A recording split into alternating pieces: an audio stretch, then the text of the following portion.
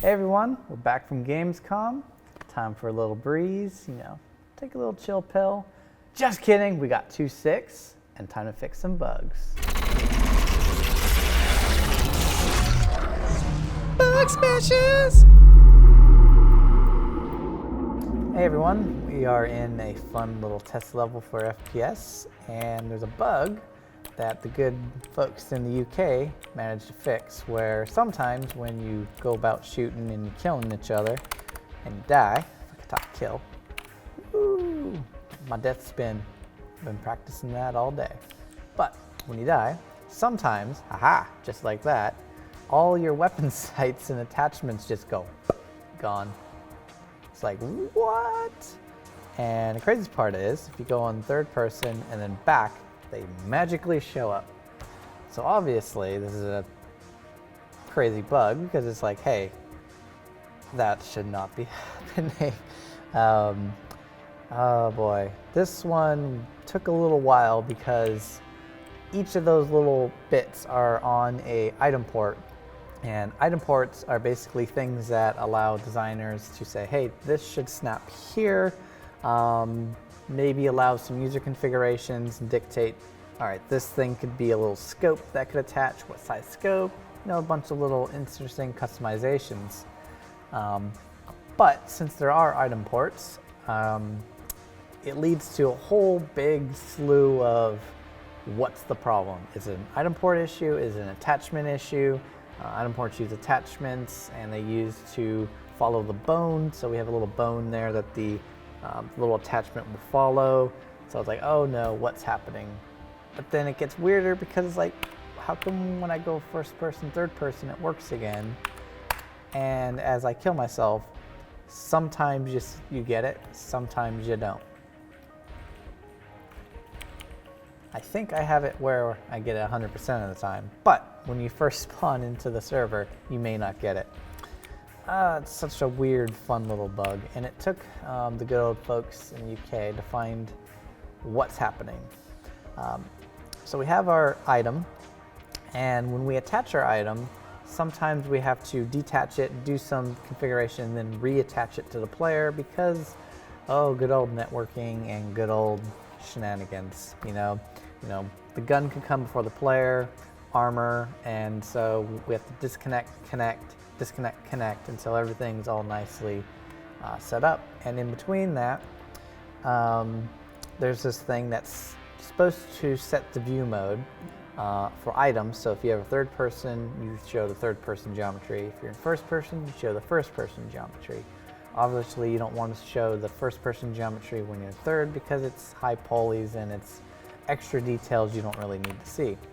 The gun, for all intents and purposes, will act and play the animations exactly the same, but you kind of want a lower poly version. It still has high fidelity, but it's not going to kill everyone's FPS, because you're using an insanely detailed model. So the legacy item 1.0 system has this ability to switch between first and third person. Problem is, if it's already in one of those modes and you're telling it to switch to that same mode, it gets locked and it doesn't actually refresh. So if we're in the third person mode and we tell it to go to third person, it already thinks it's there, so it's not going to do anything. Or if we're in first person and you tell it to go in first person, it's not going to do anything. And this is kind of an issue when you attach and detach things, because the order of setting up stuff is just cuckoo. That's also why we want to clean up a lot of this in item 2.0. So for the item system, when we attach to a player, it sets the view mode. And what this does, if the view mode has changed, it does a bunch of stuff for first person, does a bunch of stuff for third person. It'll set up the attachments and geometry and everything all fancy dancy. But like I said, if you're already in that mode, things get wonky and they don't attach right. And that's what's happening to these item port scopes. So the trick is, let's see, let's go back to the item view. We have this function, and FPS guys basically added this bool, which allows you to basically brute force it into that mode. And if you set this to true, it will basically determine the current mode that it's in and force it. So all we have to do is call that function, set this to true. By default, it's set to false. It's only an issue when you attach and reattach things. So we only need to force the mode when we attach it back, which should be rare, as in it should only happen once in a while, not every single frame. So we'll hit magical recode.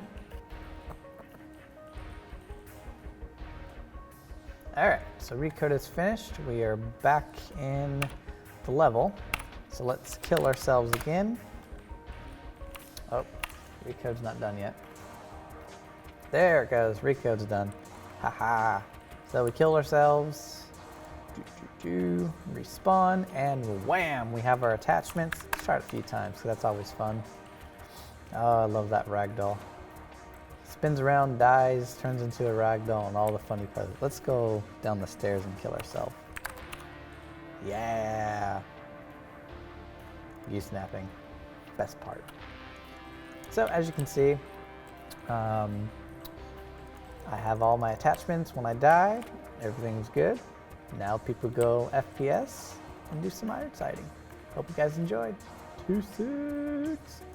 So we had a little bug when you get your gun out, the iron sights on the top just vanish, or I should say the sights, and a bunch of all the little attachments, sometimes. And the even weirder part is if you go in third person and back to first person, they all work. So it's like, you know, trying to figure out what it was, you know, look at the item port code, look at the attachment code, and all it was the legacy item code, kept a view state if you're in first or third person, and because attaching and reattaching, things get disconnected and you have to rebuild what attachments get set, and if you're not refreshing the state that you're in, things go bonkers. So all it was just adding a bool into a function, and when the thing gets attached to the player, you just refresh the state, you see your sights, see your attachments, everything's good. Everyone's able to kill each other now. You know, have some fun. 2-6, getting one step closer.